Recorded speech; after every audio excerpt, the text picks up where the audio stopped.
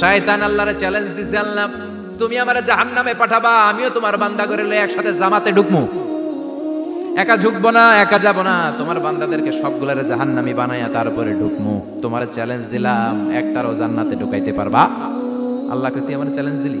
আমি তো সব রাজার বড় রাজা, মহারাজা, আমার চ্যালেঞ্জ দেশ, এত সাহস পাইলি কই? তুই আজীবন ওয়াসওয়াসা দিয়ে পাপ কাজ করাবি, একদিন তাফসীর মাহফিলে এসে আমার বান্দা ক্ষমা চাবে, আমি মাফ করে দেবো, তুই কি করবি? আজীবন অন্যায় করবে, আজীবন পাপ করবে, জুলুম করবে, একদিন চোখের পানি ছেড়ে আমার কাছে কান্নার মতো কান্না করলে আমি সব গুনাহ মাফ করে দেব।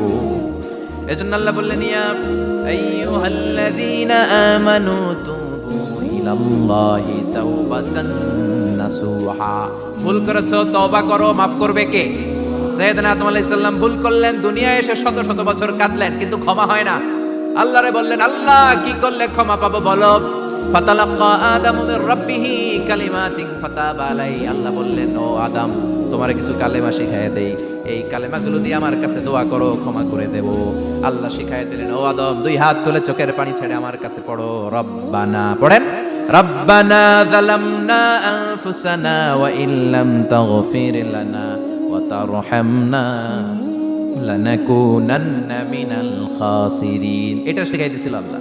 আল্লাহ, আমি জুলুম করেছি, অন্যায় করেছি, ভুল করেছি, পাপ করেছি, তুমি যদি ক্ষমা না করো, ক্ষমা করার কেউ নাই, ঠিক কি না? আমরাও পাপ করলে এই দোয়াটা পড়ার দরকার আছে না নাই? 5টা শর্ত সাপেক্ষে আমাদের তওবা কবুল করবে কে? তওবা কবুল হওয়ার কিছু শর্ত আছে, 5টা। কয়টা? চিৎকার মেরে বলতে হবে, তওবা কবুল হওয়ার শর্ত কয়টা? 1 নম্বরে হচ্ছে আল ইকরা, acknowledgement. You have to give the acknowledgement that you are the greatest sinner on earth. আপনাকে ঘোষণা দিতে হবে যে আপনি পৃথিবীর সবচেয়ে বড় পাপী। 1 নম্বর শর্ত, আপনি বলেন যে আল্লাহ, আমার চেয়ে বড় পাপী নাই, আকাশের নিচে জমিনের উপরে আমি সবচেয়ে বড় পাপী, এমন কোনো পাপ নাই যেটা আমি করি নাই, ঠিক কি না? 1 নম্বরে পাপের ঘোষণা দেন। 2 নম্বরে আন-নাদাম, নাদাম মানে repentance. You have to be repentant for what you have done. আপনাকে অনুতপ্ত হতে হবে, চোখের পানি ছাড়তে হবে। আল্লাহ, আমি লজ্জিত, আল্লাহ আমি নাদান, আমি পিশাচ, আমারে মাফ করে দাও। তার মানে স্বীকার গেলেন কি অন্যায় করেছেন। 2 নম্বরে আপনি অনুতপ্ত হলেন। 3 নম্বরে স্টপ, যেই পাপ করতেছিলেন ওইটা থামান। Stop what you have done, যেটা করতেছিলেন আগে থামান। আপনি সুদ খাইছেন, অনুশোচনা আসলো, মাফও চাইতেছেন, আবার সুদও খাইতেছেন, হবে? আপনি ঘুষ খেয়েছেন, তওবা শুরু করলেন, আবার ঘুষও খেয়ে যাচ্ছেন, হবে? থামেন, স্টপ। 3টা গেল। 4 number, to hate what you have done, ঘৃণা করতে হবে, যেই পাপটা করেছেন মন থেকে ওই পাপটাকে ঘৃণা করতে হবে। 5 নাম্বার শর্ত হচ্ছে to determine that you never repeat this sin again in your life. আল্লাহর ওয়াদা দেন, কমিটমেন্ট দেন যে আল্লাহ, আমার জীবনে পারতপক্ষে এই পাপ জীবনেও করব না। চিৎকার করে বলেন ঠিক কিনা?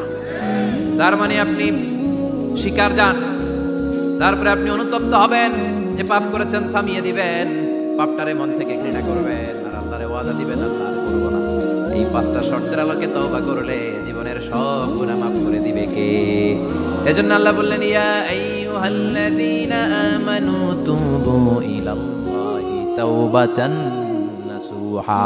তওবার মতো তওবা করো, সব গুনাহ মাফ করতে পারে কে? তওবা করবেন তো?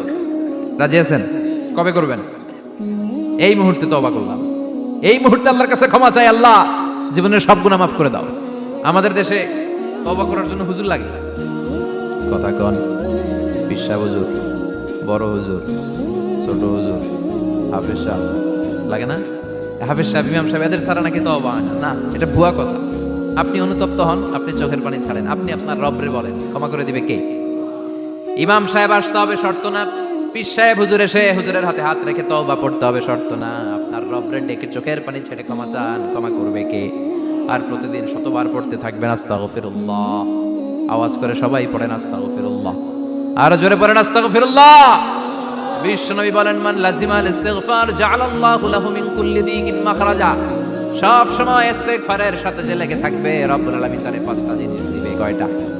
কথা কন, আরো জোরে সবাই বলেন, কয়টা?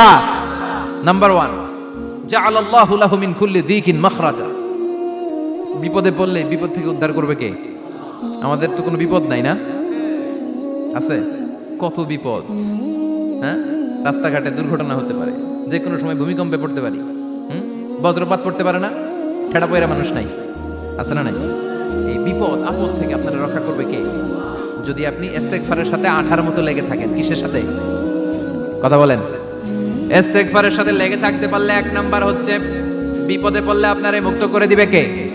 দুই নাম্বার ওয়া মিন কুল্লি হাম্মিন ফারাজা, যে কোনো ধরনের টেনশন, হাইপার টেনশন থেকে বাঁচায় দিবে কে? আমাদের তো টেনশন মেনশন নাই না? আছে? লাইফ নিয়ে টেনশন, বাঁচার টেনশন, মরার টেনশন, ক্যারিয়ারের টেনশন, রাস্তাঘাটে যানজট এটার টেনশন, পুলিশের দৌড়ানি, র্যাবের দৌড়ানি, বাড়ির ভাড়া, গ্যাস বিল, বিদ্যুৎ বিল, ছেলে মেয়েদের লেখাপড়া, কত টেনশন। এই সব টেনশন থেকে আপনারা মুক্ত করে দিবে কে? তিন নম্বরে ওয়ারযুকহু মিন হাইসু লা ইয়াহতাসিব, এমন জায়গা থেকে আল্লাহ আপনার রিজিকের ব্যবস্থা করবে আপনি কল্পনাই করতে পারবেন না। সুবহানাল্লাহ পড়েন। চার নম্বরে সবসময় ইস্তেগফার যদি পড়া হয় আল্লাহর কোনো আযাব ওই বান্দার উপরে আসে না। ওমা কানাল্লাহু মুআযযিবাহুম ওয়া হুম ইস্তাগফিরুন।